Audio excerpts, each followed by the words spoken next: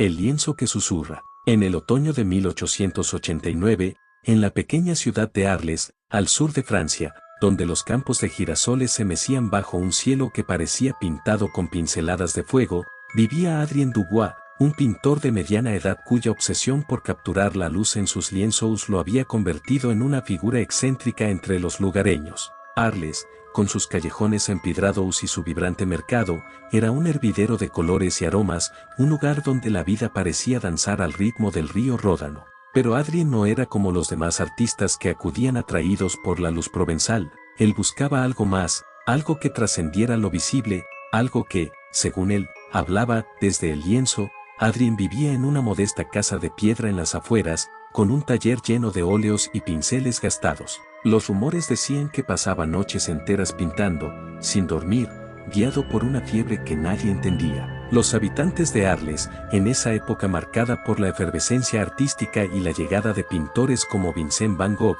veían a Adrien con una mezcla de respeto y temor.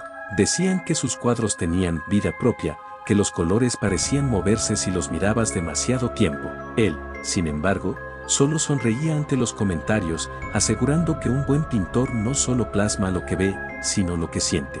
La pintura al óleo, explicaba a veces en el mercado, mientras compraba pigmentos, es un medio vivo. Cada capa que aplicas respira, se funde con la anterior, como si el lienzo tuviera memoria.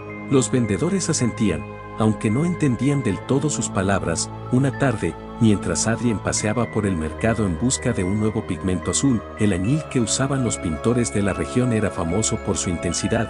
Un anciano comerciante, con el rostro curtido por el sol, le ofreció un lienzo enrollado, cubierto de polvo. «Esto no es cualquier tela», susurró el hombre, mirando a su alrededor como si temiera que alguien más lo oyera. «Vino de un monasterio abandonado en las afueras de Aix en Provence. Dicen que perteneció a un pintor que no terminó bien». Adrien, intrigado, pagó una suma modesta y se llevó el lienzo a casa, sintiendo un escalofrío que no pudo explicar. Esa noche, bajo la luz titilante de una lámpara de aceite, desenrolló el lienzo en su taller. Era más grande de lo que esperaba, con una textura extraña, casi como si estuviera hecha de algo más que lino. Al tocarlo, sintió un frío que le recorrió los dedos, pero lo atribuyó al aire húmedo de octubre. Decidió pintar un autorretrato, algo que rara vez hacía, pues prefería los paisajes. Mientras mezclaba los óleos, notó que el lienzo parecía absorber los colores de manera inusual, como si tuviera sed de ellos. «Qué curioso», murmuró, mientras aplicaba la primera capa de fondo, un ocre cálido que imitaba la luz del atardecer en Arles. A medida que avanzaba, algo extraño comenzó a suceder. Las pinceladas parecían guiarse solas, formando contornos que no había planeado. Su rostro en el lienzo no era el suyo, los ojos eran más oscuros, la boca torcida en una mueca que no reconocía. Adrien intentó corregirlo, pero el pincel se resistía, como si una fuerza invisible lo empujara en otra dirección. El corazón le latía con fuerza, pero no podía detenerse. La pintura lo atrapaba, lo obligaba a seguir.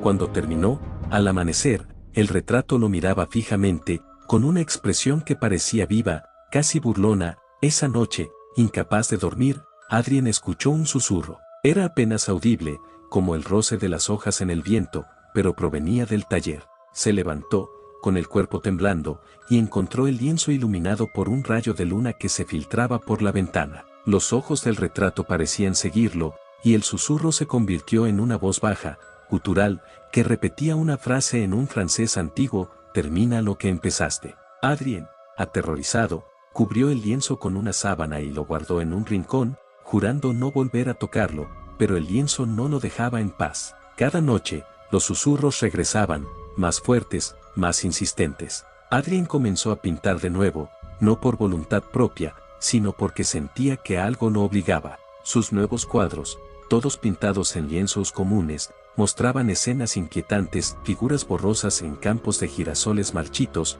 sombras que acechaban en los callejones de Arles, rostros que no reconocía pero que parecían observarlo desde el otro lado. Los vecinos notaron que Adrien estaba más pálido, más delgado, con ojeras que parecían pintadas con carboncillo. «Es el Mistral», decían algunos, refiriéndose al viento frío que azotaba la región y que, según la creencia popular, volvía locos a los artistas. Pero otros, Los más supersticiosos murmuraban que Adrien había encontrado algo que no debía. Una noche, desesperado, Adrien decidió enfrentar al lienzo. Lo destapó y, con un cuchillo de paleta, intentó rasgarlo, pero el lienzo no cedió.